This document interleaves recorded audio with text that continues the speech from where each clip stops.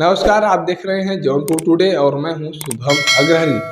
साथियों, जैसा आप सभी को पता है कि हरियाणा में विधानसभा चुनाव चल रहा था। हरियाणा के कुल 90 विधानसभा सीटों पर एक ही दिन में चुनाव संपन्न हो चुका है और अब एग्जिट पोल भी सामने आ चुका है। और इस एग्जिट पोल की बात किया जाए तो कहीं न कहीं ये कहा जा सकता है कि यह exit poll Bharatiya Janata party को तगड़ा झटका देने वाला है, क्योंकि भारतीय जनता पार्टी की तरफ से लगातार ये दावे किए जा रहे थे कि हरियाणा में भारतीय जनता पार्टी की सरकार फिर से रिटर्न आने वाली है, लेकिन एग्जिट पोल के हिसाब से ऐसा होता हुआ नजर नहीं आ रहा है और कांग्रेस पार्टी को बहुमत मिलने का आसार भी दिख रहा है। तो कहीं न कहीं ये कहा जा सकता है कि इस बार के हरियाणा विधानसभा चुनाव में भारतीय जनता पार्टी को तगड़ा झटका लगने वाला है। इसके पीछे तमाम कई कारण हो सकते हैं जिसकी वजह से भारतीय जनता पार्टी को सत्ता से बाहर होना पड़ेगा। और कारणों का बात किया जाए तो आपको बता दें कि हरियाणा में सत्ता विरोधी लहर जमकर चल रहा था और कहीं न कहीं ये कहा जा सकता है कि सत्ता विरोधी लहर ने वहाँ पर काम किया है। और दूसरा सबसे बड़ा कारण हो सकता है किसान आंदोलन। किसान लगातार भारतीय जनता पार्टी से नाराज चल रहे थे, जिसकी वजह से कहीं न कहीं ये कहा जा सकता है कि किसानों ने भारतीय जनता पार्टी को वोट नहीं दिया। और तीसरा कहीं न कहीं सबसे बड़ा मुद्दा हो सकता है भारतीय जनता पार्टी को सत्ता से बाहर करने के लिए पहलवानों का आंदोलन। जिस हिसाब से पहलवानों के द्वारा आंदोलन किया जा रहा था भारतीय जनता पार्टी के सांसद बृजभूषण शरण सिंह को लेकर, उनके ऊपर यौन उत्पीड़न का आरोप लगाया जा रहा था, तो कहीं न कहीं ये कहा जा सकता है कि यह मुद्दा भी हरियाणा के विधानसभा के चुनाव में हावी रहा है, जिसकी वजह से भारतीय जनता पार्टी को हरियाणा की विधानसभा में मुंह की खानी पड़ सकती है। अब वहीं अगर एग्जिट पोल की बात किया जाए तो आपको बता दें कि एक्सिस माई इंडिया की तरफ से बताया गया कि भारतीय जनता पार्टी को हरियाणा के विधानसभा चुनाव में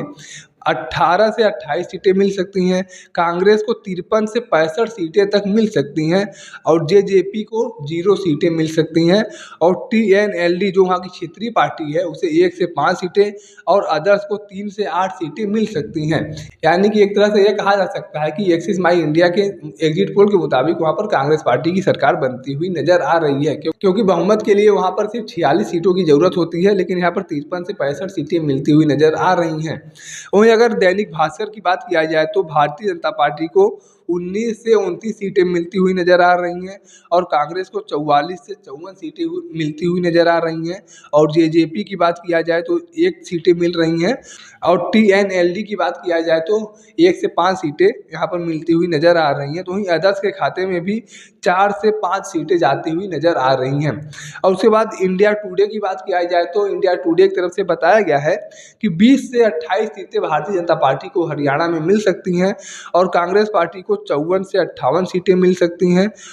और जेजेपी को 0, टीएनएलडी को 0 और अदर्स की बात किया जाए तो 10 से 14 सीटें अदर्स के खाते में भी जा सकती हैं।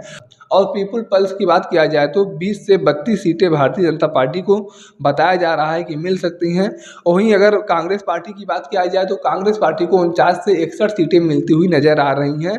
और जेजेपी को 1 सीटें और टीएनएलडी को 2 से 3 सीटें और अदर्स को 3 से लेकर 5 सीटें तक मिलती हुई नजर आ रही हैं। तो ऐसे में कहा जा सकता है कि हरियाणा से भारतीय जनता पार्टी इस बार सत्ता से बाहर होती हुई नजर आ रही है और कांग्रेस पार्टी का सरकार वहां पर बनता हुआ नजर आ रहा है और वो भी कांग्रेस पार्टी का पूरे बहुमत के साथ सरकार बनती हुई नजर आ रही है, क्योंकि हरियाणा में कुल 90 सीटें हैं विधानसभा के और 46 सीटों का ज़रूरत होता है सरकार बनाने के लिए बहुमत के लिए। और एग्जिट पोल के मुताबिक कांग्रेस पार्टी को 45 सीटों से प्लस ही सीटें मिलती हुई नज़र आ रही हैं। तो यानी कि और एग्जिट पोल के मुताबिक कांग्रेस पार्टी को 45 सीटों से प्लस ही सीटें मिलती हुई नज़र आ रही हैं। तो अगर यह एग्जिट पोल सही होता है तो कांग्रेस पार्टी की एक तरफा सरकार वहां पर बन सकती है। बाकी इस एग्जिट पोल को लेकर आप अपनी क्या राय रखते हैं कमेंट करके जरूर बताएं। अगर वीडियो को आप फेसबुक पर देख रहे हैं तो पेज को फॉलो करें, यूट्यूब पर देख रहे हैं तो चैनल को सब्सक्राइब करना ना भूलें। धन्यवाद।